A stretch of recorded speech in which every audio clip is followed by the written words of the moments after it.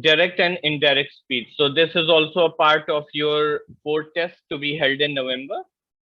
So as the name suggests, direct and indirect speech, you can clearly understand that in direct speech, what we do is we quote the exact words of the person who spoke them, right?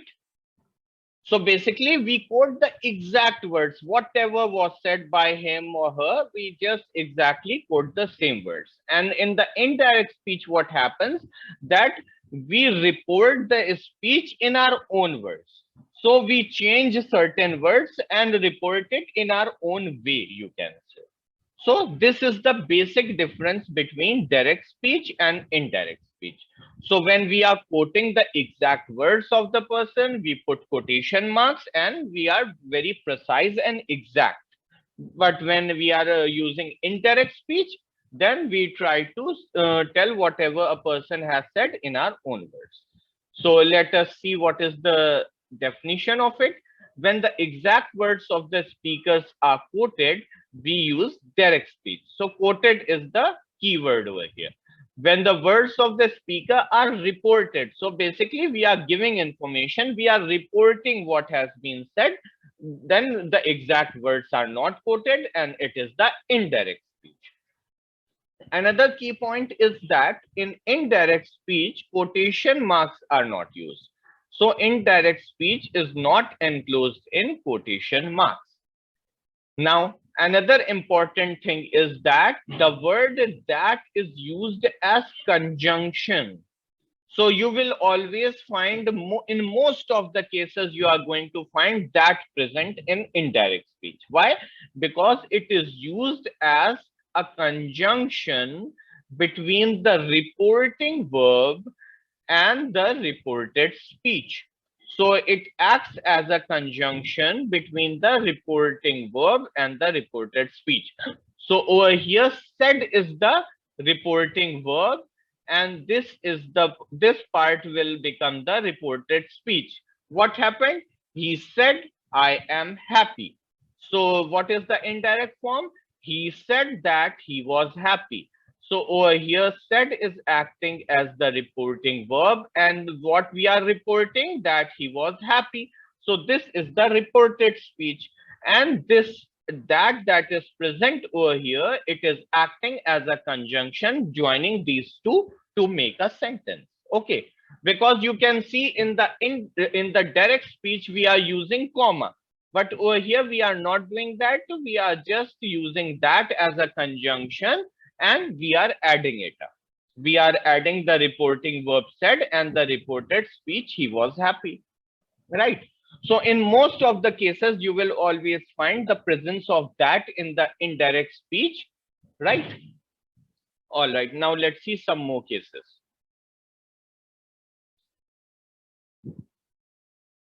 The changes in pronouns and possessive adjectives. So when the first person pronouns are present, like I, we, me, us, mine, ours, right? These are the first person pronouns, and possessive adjectives like my and are present. They change according to the subject of the reporting verb. So when we change them into indirect speech, so they change according to the subject of the reporting verb. Let me point out with the help of example what is the subject of the reporting verb. For example, he said, I am happy. So now over here, you can see that said is the reporting verb I already told you. So what is the subject of this reporting verb? The subject of the reporting verb over here is he, right? He is coming before the reporting verb said. So he is the subject of the reporting verb. And what did he say? He said, I am happy. So I is the first person pronoun and it is in the direct speech. So now when we are converting it into indirect speech, I have already told you that they change according to the subject of the reporting verb, which is he. So it has changed into he. So now we say he said that he was happy. So this I over here has changed accordingly into he because the subject was he. Understood? Now see the next one. She said, I am happy. The same case. Over here now, she is the subject of the reporting verb said again. And she is also saying that I am happy. So now this I is going to change into she, because she is the subject now of the reporting verb. So it will be said, she said that she was happy. Understood? Now see another example. They said we are happy. So what did they say? They said that we are happy. So they are talking about themselves and they were saying that we are happy. So now what is the subject of the reporting verb said? It is they, right? And said is the reporting verb present. So now we is present, which is the first person pronoun. So it should change according to they. So what is going to happen? They said that they were happy. Getting the point what is happening? Now, see this. So in all these cases, I was taking he, she, I, we. Now I am taking an object case. So I took mine in this case. So see how it will happen. He said the red book is mine, right? So mine is again the first person pronoun. But what is the subject of the reporting verb? It is he. So now let's see what is going to happen. He said that the red book was his. So because he is present and we want to make it as an objective case, so we have to change it into his accordingly, right? So you can see how it is changing. We have to see the subject of the reporting verb and we are going to change accordingly. Okay. Now, this was the case with the first person pronouns. Now, if the second person pronouns, that is you, is present, use the second person pronoun. So let's see what happens in these cases. I said to him, so first of all, let's see the basic concept. In these cases, the second person pronoun, they change according to the object of the reporting verb. So the first person pronouns change according to the subject of the reporting verb, and the second person pronouns change according to the object of the reporting verb. Now see, I said to him.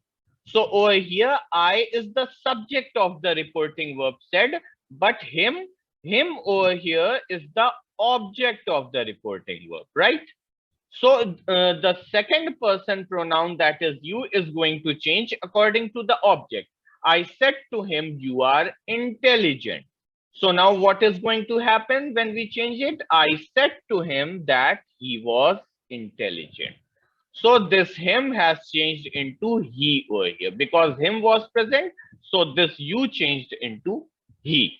So we are now considering the object of the reporting verb that is present, and we are changing the second person pronoun accordingly. Okay.